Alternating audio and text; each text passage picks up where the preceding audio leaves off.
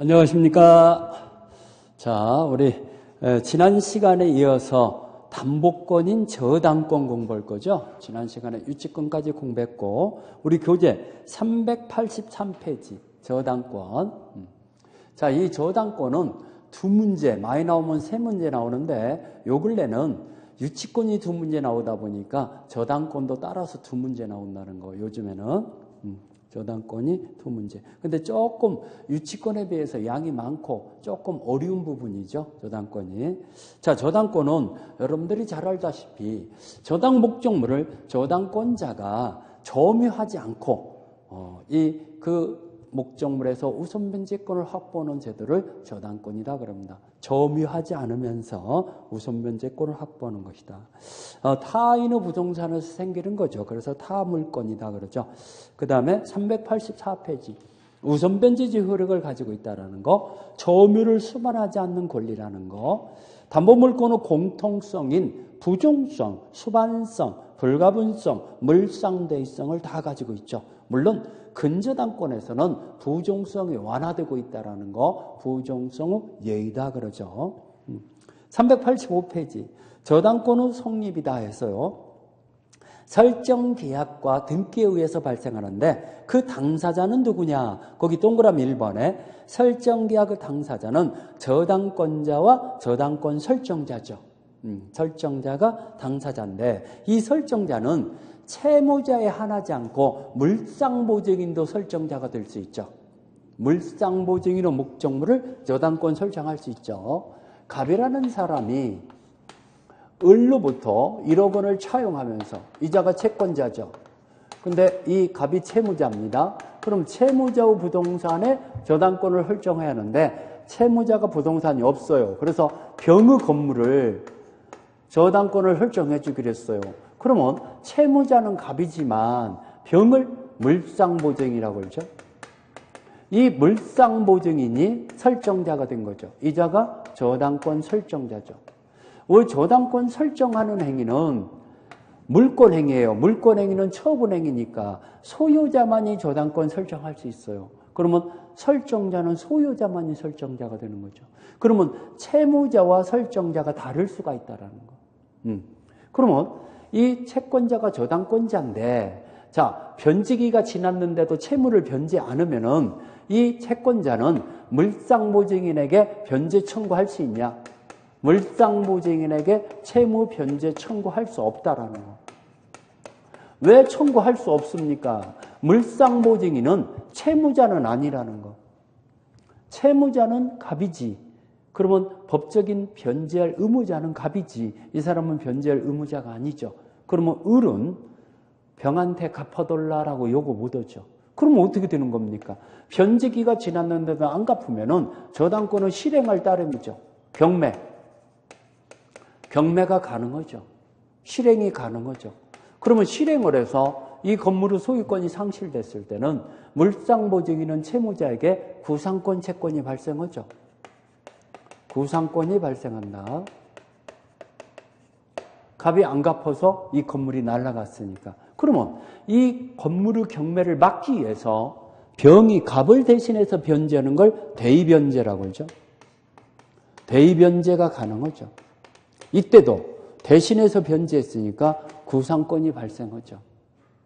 그 다음에 하나만 더 얘기하면은 이 물상보증인이 필요비가 발생했어요. 필요비 이익비. 이 우선상환 청구권이 있냐? 이것은 우선상환 청구권은 없다라는 거. 우선상환 청구권은 없다. 제3취득자의 필요비 이익비 우선상환 청구권은 있는데 물상보증인은 제3취득자에 해당되지 않습니다. 그러면 우선상환 청구권은 없다. 자, 이렇게 물상보증이 설정자가 되는데 채무자는 아니라는 거. 채무자와 설정자가 같을 수도 있지만 다를 수도 있다라는 거. 그렇죠? 그래서 거기에 1번의 두 번째 줄. 자, 저당권 설정자는 피담보 채권의 채무자인 것이 보통이지만 제3자, 즉 물상보증인이라도 상관없다. 그렇지만 채무자가 아닌 자를 채무자로 등기하면 무효죠. 반드시 여러분들 저당권에서요, 채권액과 채무자는 등기사항이에요. 채권이 얼마인가 등기해야죠. 그리고 채무자가 누군가를 등기해놔요. 그런데 갑을 채무자인데 병을 채무자로서 등기하면 무효가 된다는 얘기죠. 채무자와 설정자는 틀릴 수도 있으니까. 그런 알죠? 채무자가 아닌 자를 채무자로 하는 등기는 무효가 된다. 자, 여기 2번에 동그라미 2번에 저당권자는 원칙적으로 채권자에 한한다. 저당권자는 원칙이 이자가 저당권자죠. 그럼 원칙은 채권자만이 저당권자가 되는 거죠. 원칙은 저당권자는 그렇지만 예의적으로 이걸 얘기해 주려고 그러죠. 3자 간의 합의가 돼서 제3자 명의로 저당권 등기를 하는 것은 지금 현재 제3자가 채권자는 아니어도 장차 채권이 귀속될 것이 명백할 때는 제3자 명의로 하는 등기도 유효하다. 이것이 문제 나오죠. 밑에 것이 원칙은 채권자지만 동그라미 2번에 제일 밑에 자 3자 간의 합의가 됐고 특별한 사정이 있는 경우는 제3자 명의로 하는 저당권 등기도 유효하다라는 말이 나오죠. 동그라미 딱 쳐놓죠. 제3자 명의로 하는 등기도 유효하다. 저당권 설정 등기 해야죠. 당연하게. 등기사항이다 해서 쭉 써있고 우리 2번을 보니까 양가로 2번에 저당권 등기가 불법 말소된 경우다. 자, 불법 말소됐으면 원인 없이 말소됐으면은 등기는 권리의 존속 요건이 아니기 때문에 이 저당권은 소멸한 것이 아니고 여전히 존속한다는 거. 그래서 여기 자, 첫 번째 줄 저당권 등기가 불법 말소되어도 저당권은 존속한다 써있죠? 말소 회복 등기 청구할 수 있죠. 거기 세 번째 줄에 말소 회복 등기 청구는 말소 당시 소유자를 상대로 청구한다. 거기 그게 중요하죠. 세 번째 줄 말소 당시 소유자를 상대로 해야 한다. 말소 회복 등기는 누구한테 해야 한다? 말소 당시 소유자. 그 다음에 네 번째 줄에 그 말소된 저당권이 그 목적물에 경매가 됐어. 경매다 동그라미 쳐죠. 경매가 실행됐을 때는 어차피 저당권은 말소가 안 됐더라도 경매가 되면 소멸해요. 그러면은 이건 불법 말소됐더라도 부당이득 반환 청구할 따름이지 말소 회복 등기 청구는 못한다 그러죠. 경매가 됐기 때문에 말소 회복 등기 청구는 못하고 부당이득 반환 청구할 뿐이라는 거. 자, 저당권의 객체다 해서 우리 민법상 저당권은 토지, 건물, 지상권, 전세권이 저당권의 객체가 대상이 된다는 거. 물론 특별법상의 저당권도 많이 있지만은 387페이지. 피담보 채권은 금전 채권에 한하지 않고 물건 채권이라도 상관없죠. 그 다음에 이걸 물건 채권일 때는 여기 동그라미 2번 금전으로 산정하여 등기해야 한다 그러죠. 물건 채권일 때는. 채권의 일부가 피담보 채권일 수도 있고 수개의 채권을 합쳐서 한 개의 피담보 채권일 수도 있죠. 자, 우리 저당권의 효력이다 해서 피담보 채권의 범위 388페이지로 넘어가서 자, 원본은 등기된 만큼 다 포함되죠. 이자도 등기된 이자는 무제한 담보되죠. 위약금, 약정이 있고 등기됐을 때 담보되죠. 이 5번이 중요하죠. 지연배상, 채무불량에 의한 손해배상이라고 하죠. 이걸 채무불량에 의한 손해배상. 이것은 등기되지 않아도 원본 이행기일 경과 후 1년분에 하나요. 거기다 동그라미 쳐줘. 1년분에 하나요. 저당권에 담보된다는 거.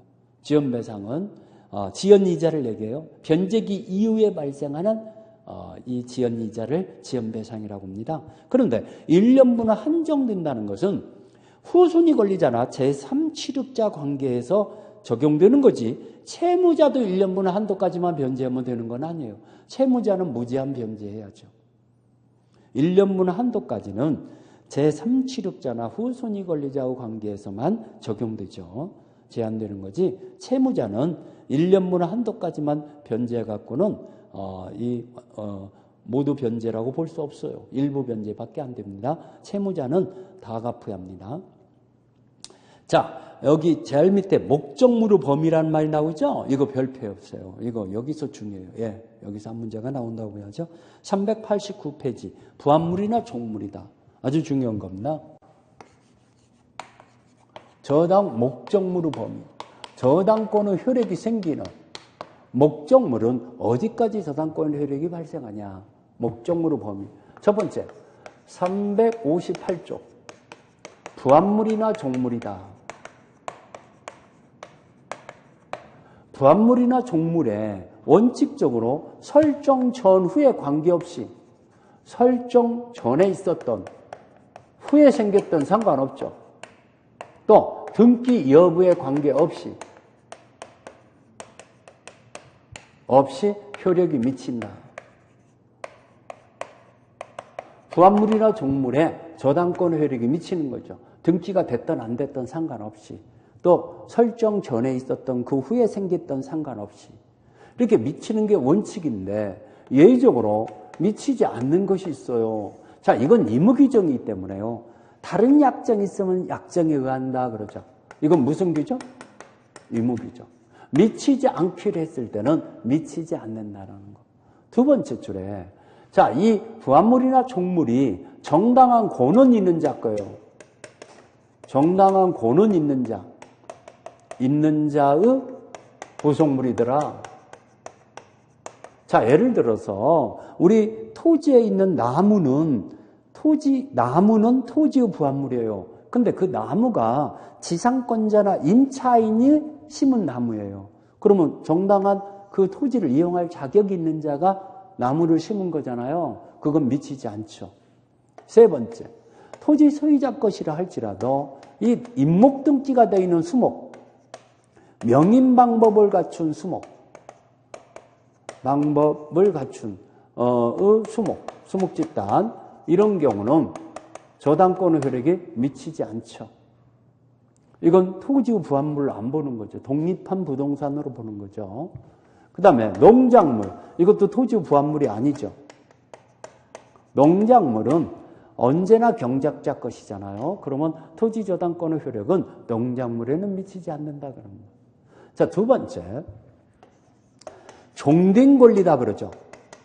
자, 종물 이루는 확장이다 해갖고 이건 물건이지만 여기는 권리잖아요. 그러면 종된 권리에도 저당권 효력이 미친다 그럽니다.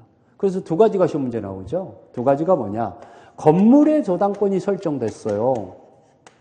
건물의 저당권은 이 설정자가 가지고 있는 설정자, 건물 저당권 설정자, 건물 소유자죠. 그러니까 설정자의 이 토지, 타인의 토지를 이용할 수 있는 지상권, 임차권에도 타인의 토지를 빌려서 건물을 지은 거죠. 그러면 건물의 저당권의 효력은 이걸 종된 권리라고 그래요. 이 지상권, 임차권에도 효력이 미친다. 이게 시험 문제 나오죠. 그 다음에 두 가지만 알면 돼요. 구분 건물에서 전유 부분에 설정된 저당권은 여러분들 아파트에 저당권 설정하는 경우 있잖아요. 그러면 그 저당권은 그 아파트 소유자가 가지고 있는 대지권이라는 게 있어요. 아파트 예를 들어서 30평짜리 아파트를 가지고 있으면 10평 정도의 대지 사용권이 있잖아요. 그 대지 사용권에도 효력이 미치죠. 이게 종된 권리니까. 권에 효력이 미친다. 전유 부분에 설정된 저당권은 아파트만 설정된 저당권은 대지 사용권에도 당연히 효력이 미쳐. 이게 종된 권리라고 해요. 이게 시험 문제 나와요. 이 두 개가. 세 번째, 359조. 저당 목적물에서 생긴 과실, 사용 대가, 사용 이익 또는 차임 이런 걸 과실이라고 하잖아요. 이런 것들이 저당권 효력이 미치냐? 원칙은 안 미칩니다. 저당권자는 이 목적물을 점유하고 있는 게 아니야. 그러면 이 상가 건물에 은행에 저당을 잡았다 하더라도 여기에서 층층마다 차임이 나올 거 아닙니까? 그 차임을 은행에서 가져가는 게 아니죠. 그렇죠? 그러니까 원칙은 과실에는 효력이 없죠. 효력이 미치지 않는다. 근데 어떤 때 미치냐? 압류 후에는 미치죠. 압류 후에는 과실의 효력이 미친다. 그래서 과실에서 우선 충당권이 생기는 거죠. 그러면 압류가 그 저당권이 경매 개시 결정, 경매 개시 등기 시에는 압류가 된 효력이 생깁니다. 경매가 허락받아서 법원으로부터 경매 개시 등기를 하잖아요. 그러면 압류 효력이 생기기 때문에 그때부터는 과실을 효력이 미치기 때문에 우선 변제를 받아갈 수 있죠. 그러면 압류가 됐다는 걸 부동산 소유자나 또는 소유권자 또는 지상권자, 그 토지를 이용하는 또는 전세권자에게 통지해야죠. 통지. 압류가 됐다는 걸 통지해야만이 대항 가능하다는 거. 통지 후에만 대항 가능하다. 그러면 통지하지 않았으면 주장하지 못한다는 얘기죠. 여기서 중요한 것은 원칙은 안 미치는데 어떤 때 미친다? 압류 후. 그부터 미친다. 그것만 잘 기억해도 큰 문제 없죠. 네 번째. 토지 저당권이 설정된 후. 하도 중요한 거니까 지금 잘 이렇게 여러분들 칠판으로 정리해 주는 거죠. 저당권 설정 후에 건물을 신축하는 경우 있잖아요. 그러면 저당권 설정 당시에는 건물이 없었다는 얘기예요. 그러면 이 신축 건물은 저당권 효력이 미치지 않죠. 신축 건물에는 건물은 토지와는 전혀 별개니까 불법 건축이라 할지라도 저당권 효력이 안 미칩니다. 저당권의 효력은 없다. 효력 없다. 신축 건물은 토지만 저당을 잡았으니까. 그러면 토지만 경매 붙여도 되죠? 토지만 경매가 가능하죠. 그런데 토지만 경매 붙였을 때 토지와 신축 건물의 소유자가 틀리게 되잖아요. 그러면 이 건물의 법정지상권이 안 생깁니다. 왜?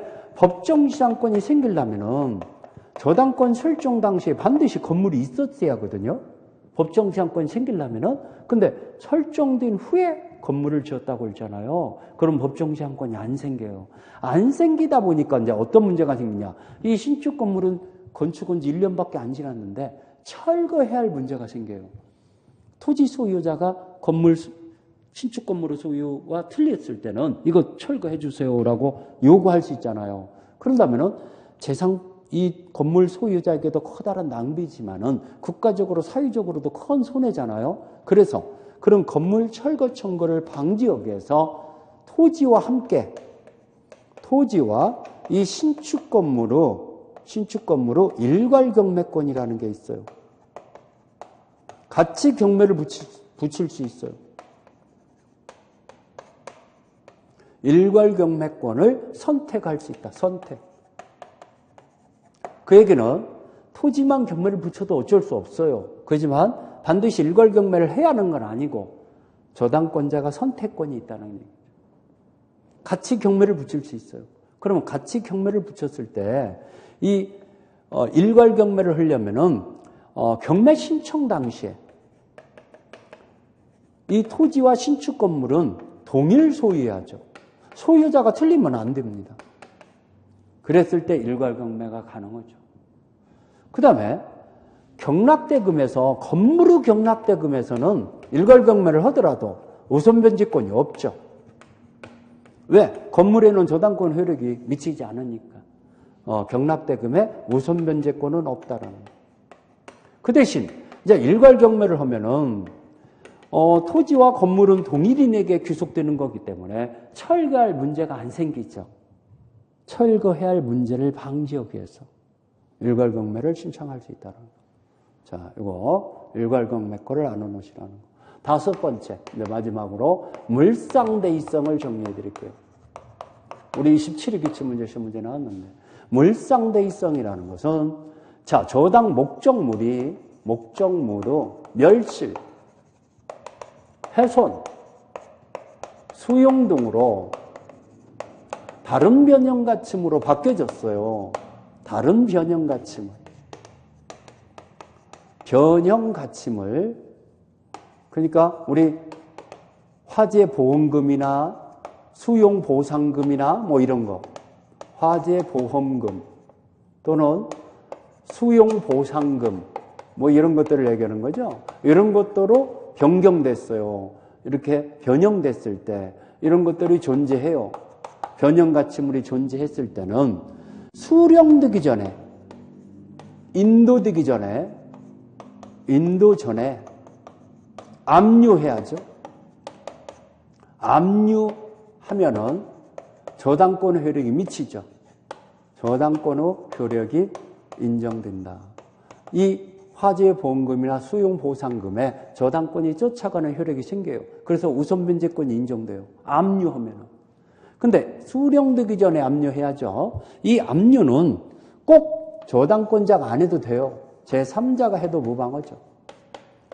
제3자 압류라 하더라도 상관없다. 너 무방하다. 저당권자 스스로 안 해도 돼요. 압류해야 한다는 거. 자, 그러면 수령된 후에 압류하면 어떻게 되냐? 압류 시에는 물상대의성 없죠. 저당권의 효력이 미치지 않죠. 수령되기 전에 압류해야 하는데 이미 수령된 후에 압류해버리면은 물상대의성 없습니다. 없어요. 그러면은 자, 부동산 소유자가 수령해 갔을 때 이거 내놔라라는 부당이득 반환 청구가 인정된다라고 판결을 내리죠. 반환이 인정된다. 그렇지만 다른 채권자가 수령해 갔어요. 물상대의성이 없기 때문에 우선변제권이 없기 때문에 이 저당권자도 일반 채권자나 마찬가지예요. 그러면 다른 채권자가 수령해 갔을 때는 자기가 먼저 가져갈 권리가 없는 거니까 부당이득 반환 청구를 못한다 그러죠. 압류하기 전에 수령을 해버렸으니까 이제 버스 떠난 거죠.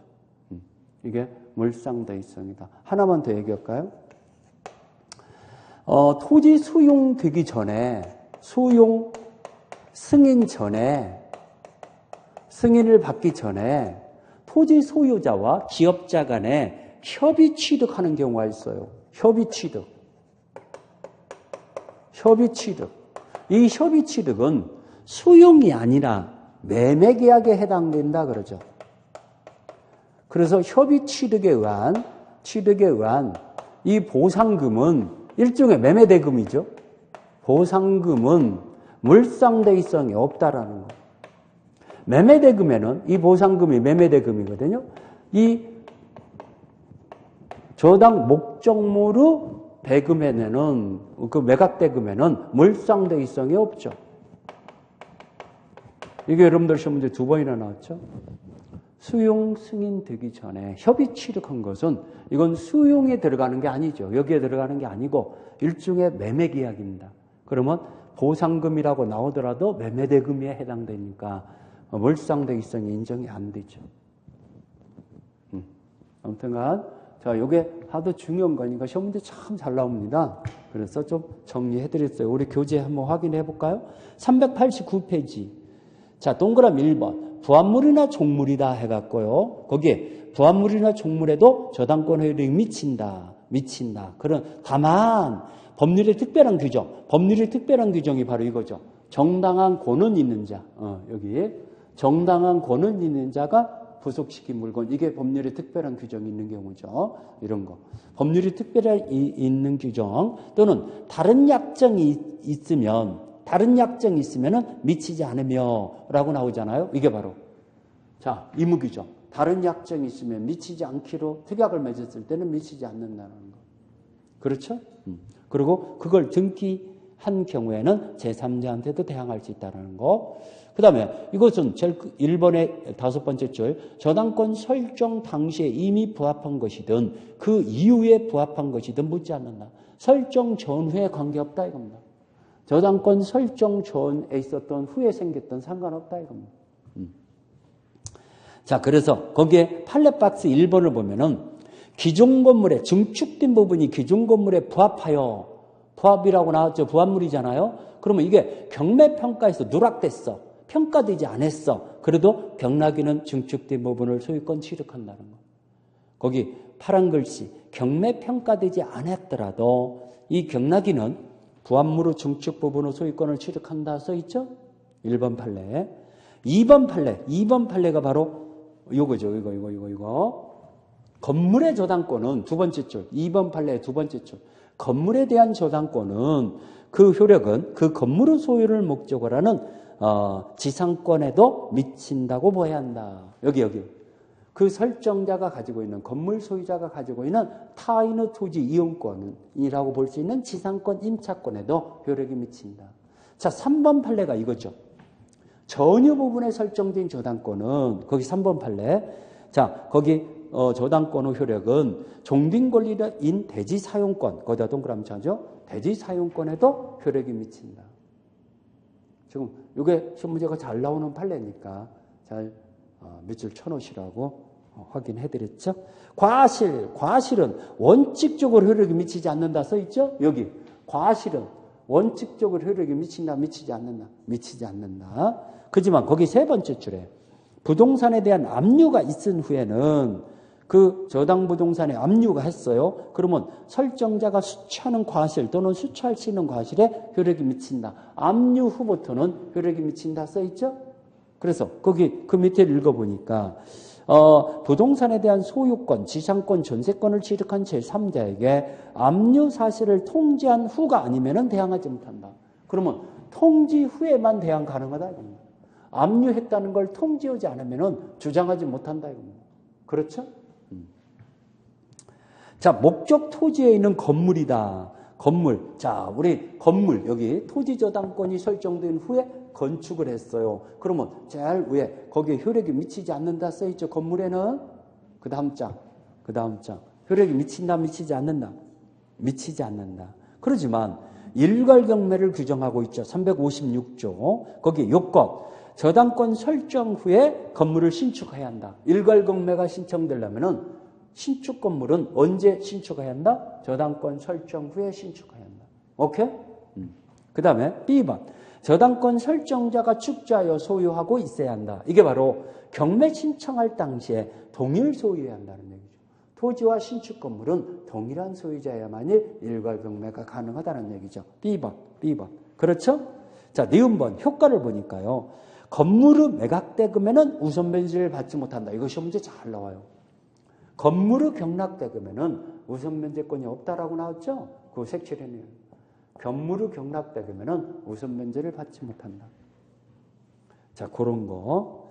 자, 391페이지. 물상대의성. 이제 마지막. 물상대의성이라는 것은 목적물이 멸실, 훼손, 수용 등으로 다른 변형 가치물 바뀌어졌어요. 이런 걸로 바뀌어졌을 때 이게 중요하죠. 수령되기 전에. 저런 화재 보험금이 타가기 전에 보험회사에 있을 때 압류해내야죠. 압류해야만이 저당권의 효력이 우선 변제권이 인정돼요. 그럼 만약에 수령된 후에 압류했어요. 물상대의성 없어요. 이미 버스 떠났어요. 그렇기 때문에 그지만 소유자가 수령을 해갔으면은 부당이득 반환 청구할 수 있어요. 부동산 소유자가 화재 보험금을 가져갔을 때는. 그지만 다른 채권자가 수령해갔을 때는 내가 먼저 가져갈 권리가 있다라고 행사 못하죠. 물상대의성 없는 거니까. 그래서 다른 권리자가 가져갔을 때는 반환 청구 못한다는 거. 그 다음에 협의취득이라는 말이 나와요. 그러면 이것은 매매대금이니까 소용보상금이 아니에요. 그러면 우리 저당 목적물의 매매대금에는 물상대의성 없는 거거든요. 그러면 매각대금이기 때문에 물상대의성이 있다 없다? 없다. 그래서 거기에 지금 여기 그 물상대의 해서 밑에서 네 번째 줄. 저당 목적물의 매각대금 차임 등에는 물상대의가 인정되지 않는다 써있죠. 밑에서 네 번째 줄. 지금 이 협의취득에 의한 보상금은 매매대금이에요. 매매대금에는 물상대의성 없는 거거든요. 없는 거. 자, 여기 제일 밑에서 세 번째 줄. 물상대의성을 행사하기 위해서는 보상금이 지급 또는 인도되기 전에 압류 거기다 동그라미 쳐요. 뭐 해야 한다? 압류해야 한다. 근데 이 압류는 반드시 저당권자 스스로 해야 할 것을 요구되는 건 아니다 써있죠? 그 얘기는 제3자가 압류해도 무방하다는 얘기예요. 저당권자가 압류 안 해도 되고 제3채권자가 압류해도 무방하다는 거. 오케이? 그걸 얘기하는 거죠. 자, 그 다음에 우선 변제를 받는 효력이다. 저당 목적물에서 우선 변제권이 있다고 그랬어요. 저당권은. 그런 거 얘기했고. 자, 393페이지. 제3취득자의 지위라는 말이 나오죠? 그게 뭔 말인가 또 정리해 드릴게요. 저당권이 설정되어 있는 목적물을 매수한 소유자나, 자, 이 건물에 저당권을 설정했어요. 을이라는 채권자에게. 근데 이 건물이 매매가 됐어요. 그래서 병이라는 소유권을 취득한 소유자, 소유권자, 아니면은 전세권자, 후순위 전세권자, 후순위, 이게 토지일 때는 지상권이 설정될 수도 있죠. 이 사람들을 제3취득자라고 그래요. 364조 제3취득자. 이 세 사람을 얘기해요. 제3취득자다. 자, 이 제3취득자인데 이 제3취득자가 저당권이 설정되어 있는 목적물을 매수한 소유권자나 전세권자나 지상권자를 보호하는 것이 네 가지가 있죠. 그걸 설명하는 거죠. 자, 이 저당권자가 경매를 붙였을 때 이 사람들은 경락인이 될 수 있어요. 경락인이 될 수 있다. 선생님, 경락인은 아무나 되는 거지 않습니까? 노. 채무자는 경락인이 될 수 없어요. 그래서 여러분들 주의할 것은 이 병이라는 자가 이 피담보 채무를 인수하면서 채무를 안고 사는 경우 있죠. 매각대금에서 그 금액을 빼고 인수하기로 하면서. 그러면 채무자지 제3취득자가 아니에요. 채무자일 따름이에요. 알겠죠? 채무를 인수했으면은. 근데 그게 인수가 안 됐을 때는 저당권을 말소시켜줘야 하잖아요. 그냥 매각대금에서 안고 산 게 아니라 대금을 다 주었을 때는 이걸 제3취득자라고 그래요. 그러면 제3취득자가 대의변제할 수 있잖아요. 대의변제로 저당권을 소멸시킬 수 있어요, 없어요? 갑을 대신해서 변제하는 걸 대의변제라고 하죠. 그렇죠? 대의변제해서 소멸시킬 수 있죠. 그러면 대의변제할 때 지연배상은 1년분의 한도까지죠. 1년분까지만. 그러면 지연배상은 이제 3년치를 하게 되더라도 나머지는 안 갚아도 되죠. 채무자가 갚으려면 다 갚아야 한다고 그렇죠. 그렇지만 제3취득자가 변제할 때는 1년분의 한도까지만. 그 다음에 근저당권에서는 최고의 그 한도까지만 변제하면 되죠. 채권 취구액을 초과해버릴 수도 있잖아요. 초과 부분은 변제 안 해도 되죠. 대의변제에서 저당권을 소멸시킬 때는. 그 다음에 세 번째. 자, 이 제3취득자가 이 건물을 사던 걸로 리모델링 하는 경우 있잖아요. 그러면 필요비 이익비가 발생하죠. 필요비 이익비의 이 경락대금에서 저당권자보다도 먼저 가져갑니다. 우선 상환 청구권이 생기죠. 저당권자보다도 먼저 가져갈 수 있죠. 필요비 이익비 우선 상환 청구권이 생긴다. 367조에 나오죠. 자, 그 다음에 네 번째. 이 매수인이 저당권의 실행으로 소유권을 상실한 매수인, 소유권을 상실한 저당권의 실행으로 상실한 매수인은 담보 책임을 물을 수 있죠. 매도인의 담보 책임. 매도인에게 책임을 물을 수 있죠. 이 저당권이 경매로 인해서 소유권을 상실하게 됐으니까 선의하고 매수인 다 매수인에게 해제권과 이 매매계약을 해제해서 대금을 다 돌려받을 수 있고 손해배상을 또 청구할 수 있죠.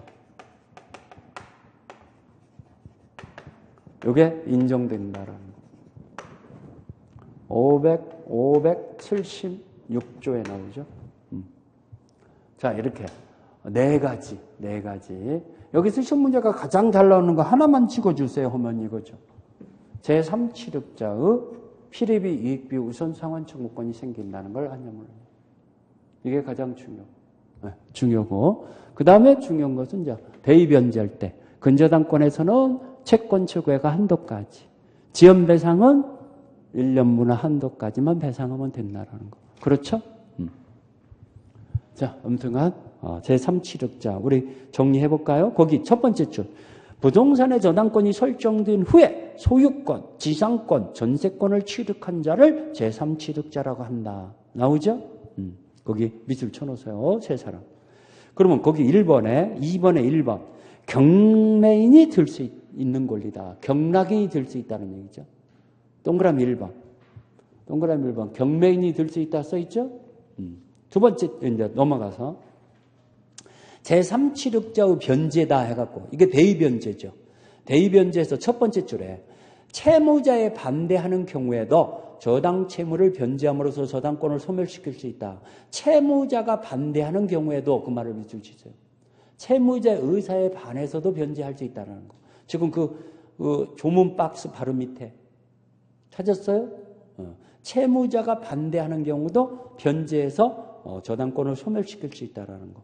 그러면 여기에 이제 네 번째 줄에 제3취득자는 지연이자가 지연배상입니다.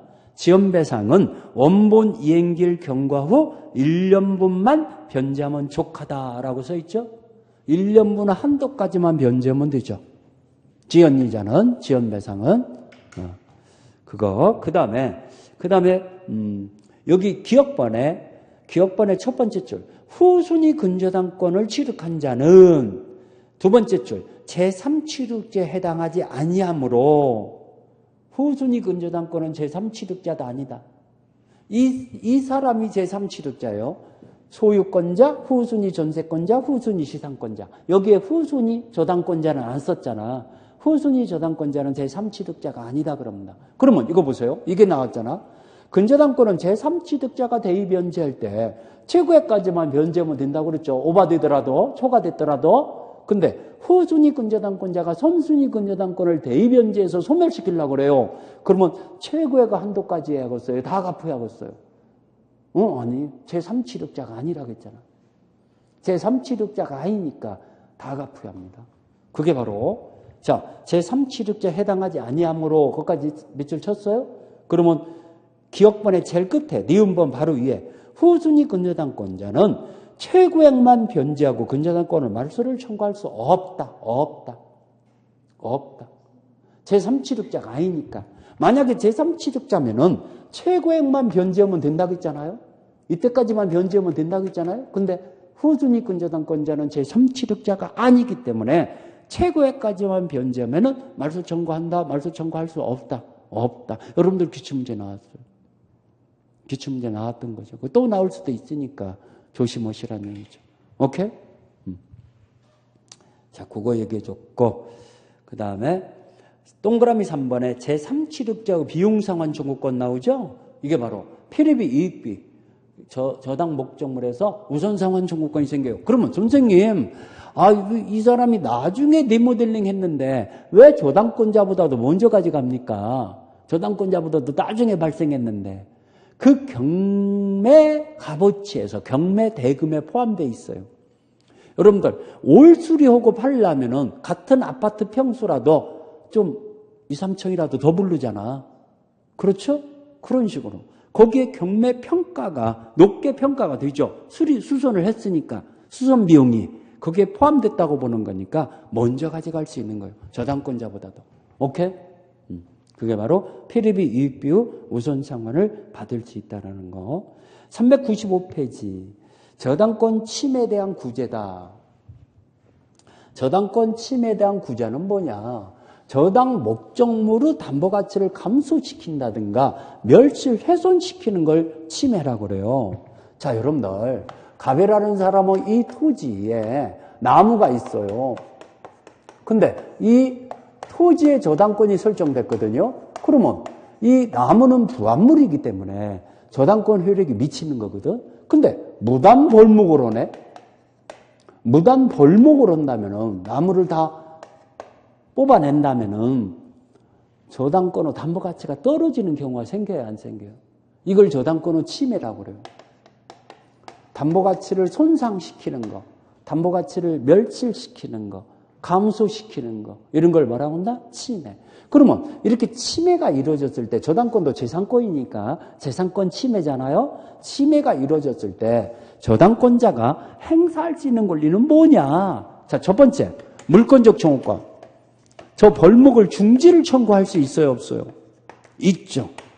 방해 제거 청구권이 행사가 가능해서 벌목의 중지 청구가 가능합니다. 그렇죠?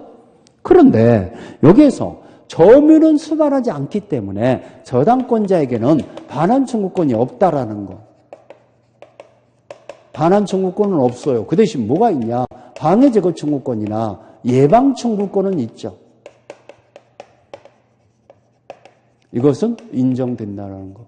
무엇은 인정 안 된다? 반환 청구권은 없다. 그 다음에 손해가 발생했어요. 그러면 손해배상도 청구할 수 있는데 이 손해배상 청구권은 재산권 침해에 대한 손해배상이죠. 불법행위가 성립되어야죠.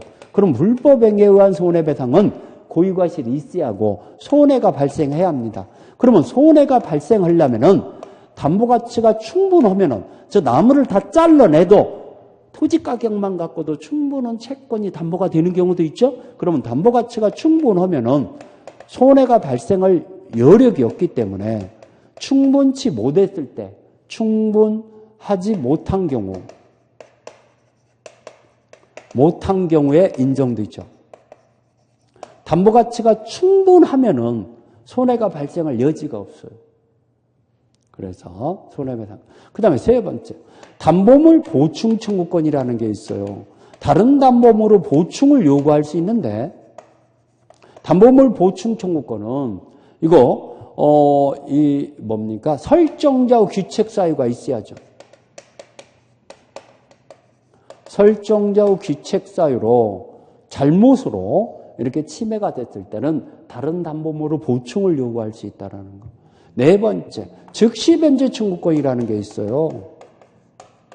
즉시 변제 청구권은 변제기가 도래하기 전에도 실행을 할 수 있고 이행의 변제를 청구할 수 있는 기한의 이익의 상실이라고 그러죠. 채무자의 귀책 사유가 있어야죠. 채무자의 잘못으로서 이렇게 담보물이 멸실 훼손됐을 때 즉시 변제 청구권이 생기죠. 이 네 가지가 저당권자가 행사할 수 있는 권리인데 잘 들어보세요. 담보물 보충 청구권을 행사해서 담보물을 보충을 받으면은 담보가치가 충분하게 돼요. 그러면 손해가 발생할 여지가 없어요. 이것과 이것은 같이 행사 못합니다. 그 다음에 담보물 보충 청구권은 저당권을 그대로 존속시킨다는 얘기예요. 다른 담보물로 공동담보로 잡아서라도 여기는 저당권을 실행시킨다는 거거든. 그러니까 같이 행사 못합니다. 자, 담보물 보충 청구권을 행사할 때는 손해배상 청구권이나 즉시변제 청구권을 행사한다 못한다? 못한다. 밑줄 치세요, 그거. 자, 우리 저 395페이지 저당권의 침해다. 침해.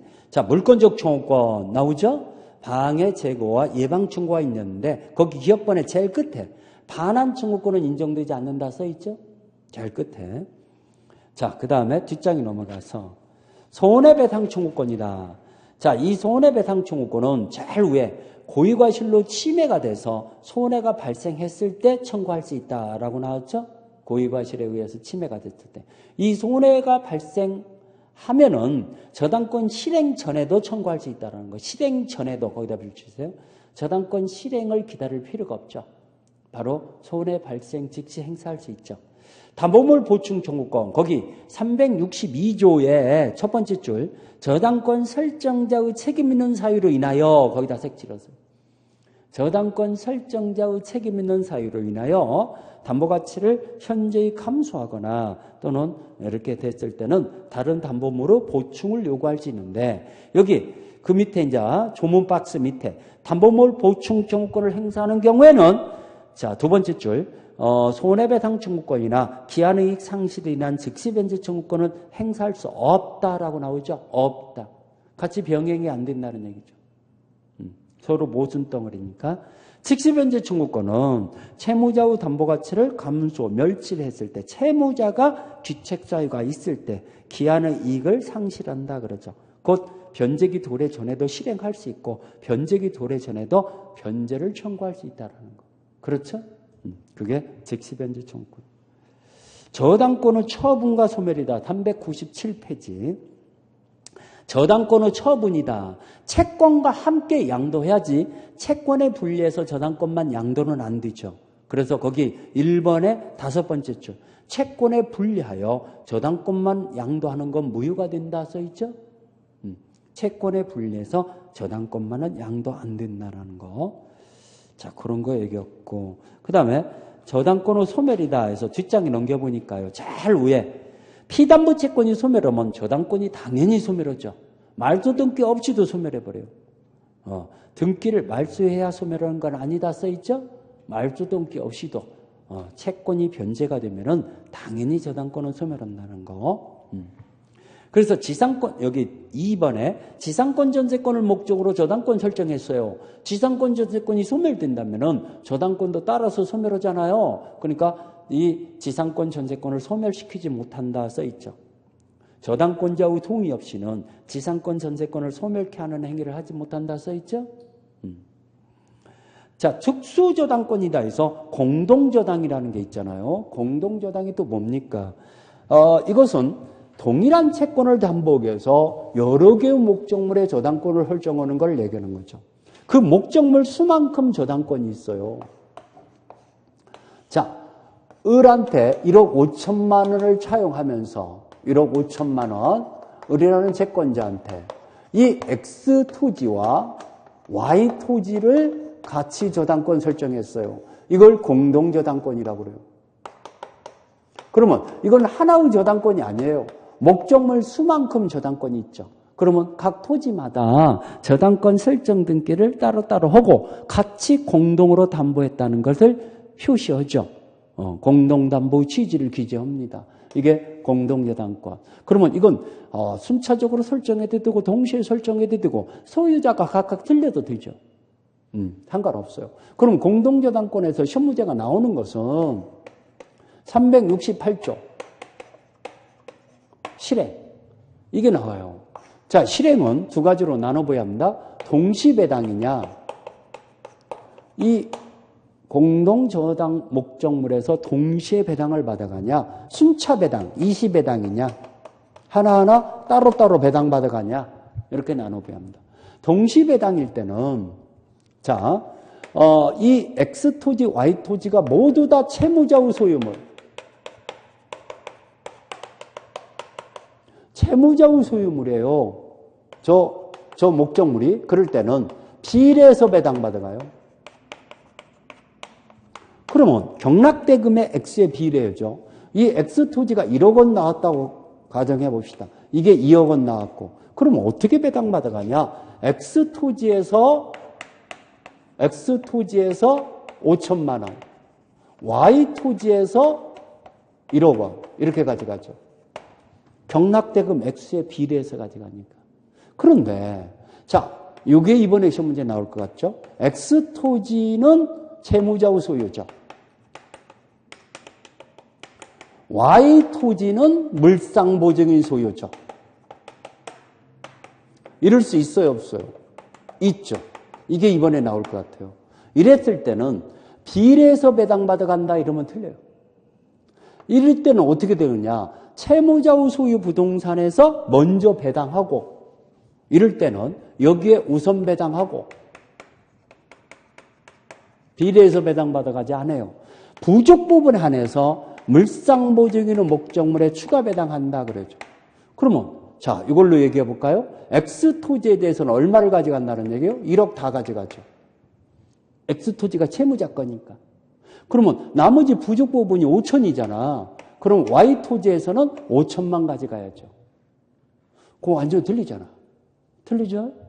이게 이번에 나올 불길한 얘가 굉장히 중요한 거예요.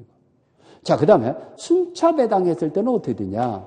자, 순차배당했을 때는 자, 이게 모두 채무자의 소유물. 모두 채무자의 소유물로 보자 이겁니다.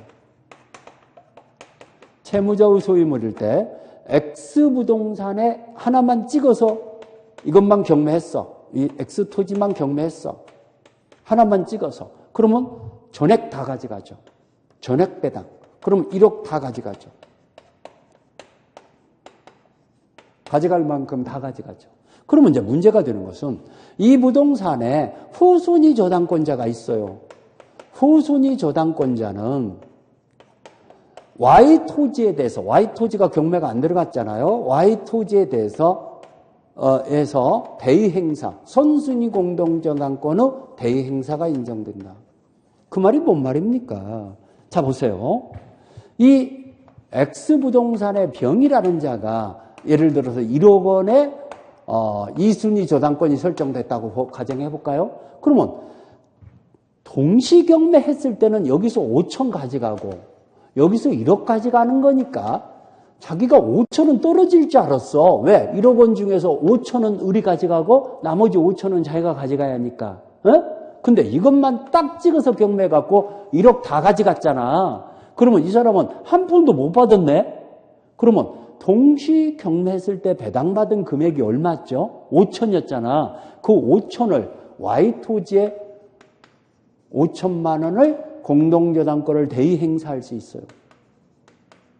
그러면 이자가 이게 모두 다 X토지, Y토지가 채무자일 걸 때는 이것만 찍어서 하나만 경매를 붙이던 동시 배당을 하던 이 사람은 5천원 보장된다는 얘기죠. 그렇죠? 그런데 이게 X토지가 채무자고 X토지는 채무자의 소유고 Y토지는 물상보증인 소유인 경우 있잖아요. 그렇죠? 그랬을 때 이런 경우에는 이 후순위 저당권자는 Y토지에 대의 행사하지 못한다. 물상보증인 이 후순위 저당권자를 얘기해요. 이 Y토지에서 대의 행사하지 못한다.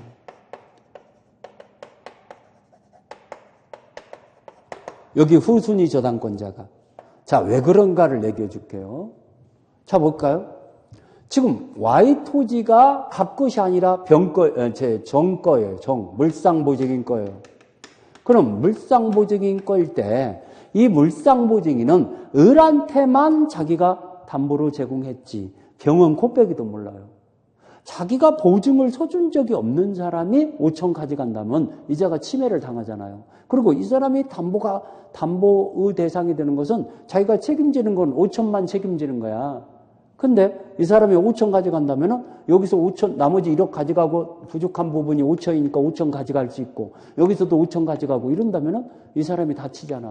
이 물상보증이 다치잖아요. 그래서 물상보증인을 보호하기 위해서 후순위 저당권자는 채무자의 부동산에는 대의 행사할 수 있어요. 근데 물상보증인의 부동산에는 대의 행사한다 못한다? 못한다. 이것이 문제나. 이것만 알면은 공부 다 끝난 거죠. 공부 다 끝난 거죠. 그렇죠? 공동저당. 자, 여기 의의 1번, 동그라미 1번에 동일한 채권을 담보하기 위해서 수개의 부동산 위에 설정된 저당권을 공동저당이라고 한다. 여러 개의 목적물의 저당권을 설정했죠.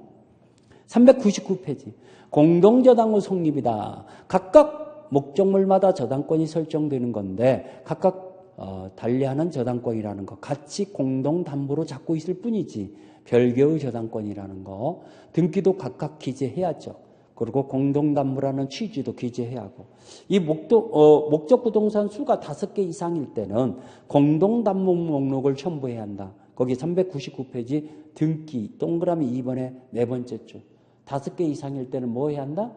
공동담보 목록을 첨부해야 한다.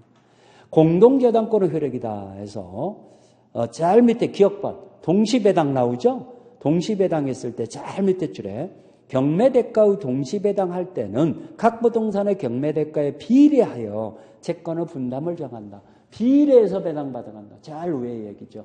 비례해서 배당받아간다. 뒷장이 넘어가서 니은번 거기 팔레박스 밑에 니은번 20배당 자 20배당 했을 때는 자 그 경락대금에서 전부 거기 A번의 두 번째 줄 그 채권의 전부를 변제받을 수 있다. 그러면 이렇게 이 경매한 부동산을 차순위 저당권자는 제일 밑에 선순위자를 대의하여 저당권을 행사할 수 있다라고 나오죠. 차순위 저당권자는 채무자의 소유물에 대의 행사할 수 있죠. 선순위 공동저당권을 대의 행사할 수 있어요. 차순위 저당권자는 대의 행사할 수 있다는 거. 401페이지 20에 당했을 때 여기 D번에 이게 이번에 29이셔 문제예요. 401페이지 D번. 공동저당권자가 목적부동산 중 일부의 환가대금으로부터 다른 권리자에 우선하여 피담보 채권의 일부를 배당받아 간 경우에는, 자, 거기 배당받아 간 경우 네 번째 줄에 최초 채권 취구액에서 우선 변제를 받은 금액을 공제한 나머지가 채권 취구액으로 제한된다는 거. 이번에 시험 문제가 뭐라고 나왔냐면은 1억 2천만 원의 채권 취구액을 정했어요. 근데 다른 저당권자가 경매를 붙여서 이 중에서 8천을 우선 변제를 받아갔어. 그러면 우선 변제권을 받아갔을 때는 우선 변제권을 이 변제를 받았어. 우선 변제로 변제가 됐어요. 우선 변제. 그럼 8천을 가져갔으니까 채권 취구액은 이제 1억 2천인 거예요. 4천으로 줄어든 거예요. 4천만 원으로 줄어들었죠? 그러니까 이제 이 근저당권자가 돈을 안 갚으니까 경매를 붙이려고 하는데 경매 신청 당시에는 경매 신청 시에 5천이 됐고 그 다음에 후순위 권리자가 경매를 붙여서 경락대금 완납 시에는 5,500이 됐다 이렇게 나와요.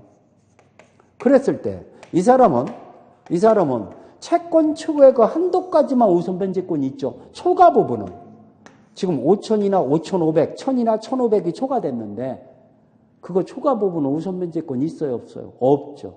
그러면 나머지 후순위 저당권자가 경매를 붙였을 때 이 얼마 배당받아가냐 이걸 물어봤죠.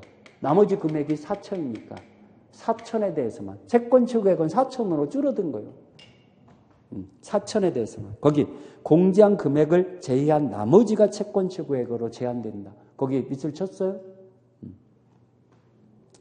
그게 29위 시험 문제 나왔던 거죠. 자, 402페이지로 넘어가서 여기 A번에다가 별표세요. A번 이게 중요해요. 지금 이게 이번에 시험 문제 나올 불길한 예감이라는 게 이거예요. 채무자 이거 지금 별표인 거. 채무자의 소유물과 물상보증의 소유물 때는 어떻게 되냐. 거기 A번을 보니까 자, 동시배당했을 때는 거기에 A번의 5번째 줄. 채무자의 소유 부동산의 경매대가에서 우선적으로 배당하고 찾았어요? 그 다음에 부족 부분이 있는 경우 하나요. 물상보증인 소유 부동산에 추가 배당해야 한다 써있죠? 이게 시험 문제 나올 것 같다. 저거 좀 잘 기억하세요. 알겠죠? 자, 20배당일 때 채무자의 소유 부동산에 먼저 배당했어요. 그랬을 때는 채무자의 소유 부동산에 후순위 저당권자는 물상보증인 소유 부동산에는 대의 행사한다겠어요? 못 한다겠어요? 거기 20배당의 세 번째 줄. 채무자의 소유 부동산의 후순위 저당권자 A는 물상보증인 소유 부동산에 대의할 수 없다 써있죠? 찾았죠? 대의할 수 없다. 그 정도만 알고 있어도 큰 문제 없어요. 근저당권 마무리하고 10분간 쉽시다. 근저당권이라는 것은 자, 한 번 저당권 설정했지만은 채권액이 특정되어 있는 게 아니고 계속적 거래 관계니까 한 번 거래하고 마는 것이 아니죠. 계속적 거래 관계에서 불특정 다수 채권. 갑이라는 사람은 대리점이죠. 대리점을 하고 있고 이 을이라는 본사, 프랜차이즈 대리점이라고. 그럼 본사로부터 위상대금 채권이 발생하잖아요. 위상채권이 발생하는데 일반 저당권 설정하면은 발생했을 때 설정했다가 변제하죠. 결제하죠. 그러면 말소했다가 또 발생하잖아요. 또 설정했다, 또 말소했다. 이러면 안 되죠. 그러니까 갑과 을은 한 번 거래하고 마는 거다. 계속적 거래 관계에 있다. 계속적 거래 관계가 있는 불특정. 자, 위상채권이 많이 쌓일 수도 있고 또 없을 수도 있고 늘어났다 줄어들었다. 불특정 다수 채권이라고 그러죠. 여러 번 발생하는 이렇게 위상대금이 자꾸 쌓일 수도 있잖아요. 아무튼 불특정 다수 채권을 일정의 그 한도까지 담보하는 걸 근저당권. 여기다가 뿌리 근자를 써주면 되죠. 그러면 이 저당권은 채권액이 늘어났다 줄어들었다 하더라도 흔들림이 없는 거죠. 그러면 어디까지 담보되는가 한도액을 정해야겠어요? 안 정해야겠어요? 한도액. 그걸 채권 출구액이라고. 이건 명시해야 하고 반드시 등기해야죠. 필수적이죠. 채권취. 그러면 이 채권취구액이 의미하는 바가 뭐냐? 우선 변제의 한도액을 얘기해요. 변제의 한도. 여기까지만 우선 변제를 받는다는 얘기예요. 그러면 채권취구액을 초과하면 어떻게 되냐? 무담보 채권. 우선 변제권이 없죠. 그 다음에 근저당권은 일반 저당권과는 틀리니까 반드시 근저당권의 취지를 근저당권이라고 기재해야 해요. 등기에. 일반 저당권과는 틀리니까 이게 필수적이죠. 그래서 세 가지가 반드시 기재해야 해요. 채무자, 채권취구액, 근저당권자. 그러면 존속기간이나 결상기 뭐 이런 것들을 정할 수도 있는데 이런 것들은 약정이나 또는 등기 이런 건 의무적이라는 거예요. 정할 수도 있고 안 정할 수도 있고 또 등기할 수도 있고 안 할 수도 있고 의무적이죠. 여기는 필수적이지만 그렇죠? 반드시 해야지만 자, 근저당권이 바로 이런 성질을 가지고 있다. 근저당권의 볼까요? 근저당권이란 403페이지 제일 밑에 부분에 의 계속적 거래관계로부터 발생하는 불특정 장래의 채권을 일정의 한도까지 담보하기 위해서 설정하는 저당권이다. 써있죠?